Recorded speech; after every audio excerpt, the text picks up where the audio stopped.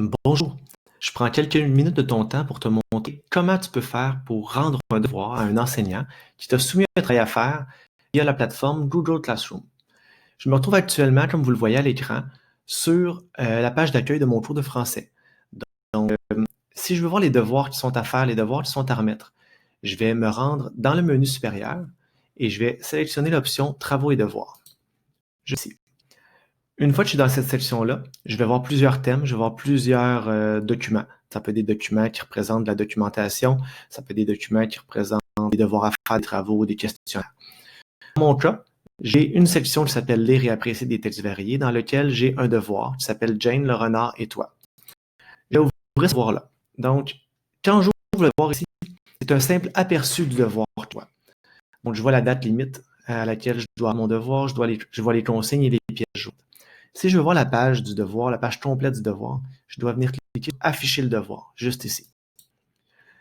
Lorsque j'affiche le devoir, je vois à nouveau la consigne générale et les questions. Je vois à nouveau la pièce jointe qui avait été mise ici, qui est une vidéo.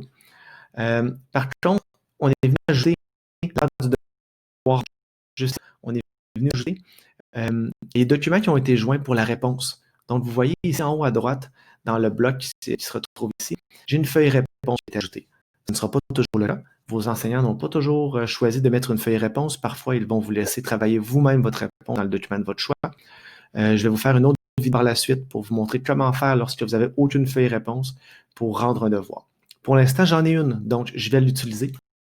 Ma réponse s'ouvrir automatiquement aussi Google Docs, dans lequel il y a une qui a été faite. C'est toujours parfois vide, remplir des systèmes en ligne, parfois il y a certaines questions, des fois ça va être autre chose sur un Google Docs. C'est d'avoir dans le retour comment c'est présenté. Lorsque c'est fait, je vais revenir répondre à cette question. Donc, non, je ne crois pas parce que...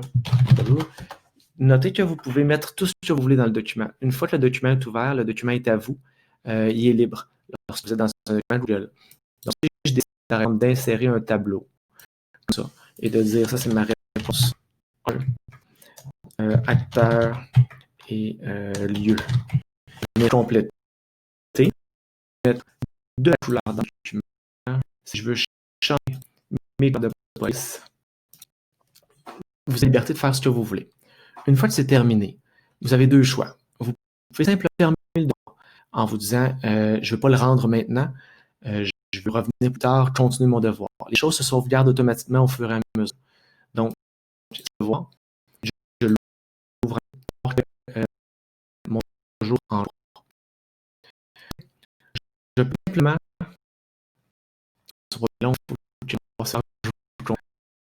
c'est fait tout simplement ce bouton ici. J'ai un bouton partager bleu. Juste à gauche de ce bouton-là, j'ai le bouton remettre. Donc, quand j'ai terminé mon devoir, je peux simplement cliquer sur devoir en groupe et ça va me demander est-ce que tu veux vraiment remettre le devoir? Est-ce que tu veux vraiment le rendre? Une fois qu'il est rendu, il est rendu. Donc, je clique sur rendre pour que mon enseignant sache que mon devoir est terminé.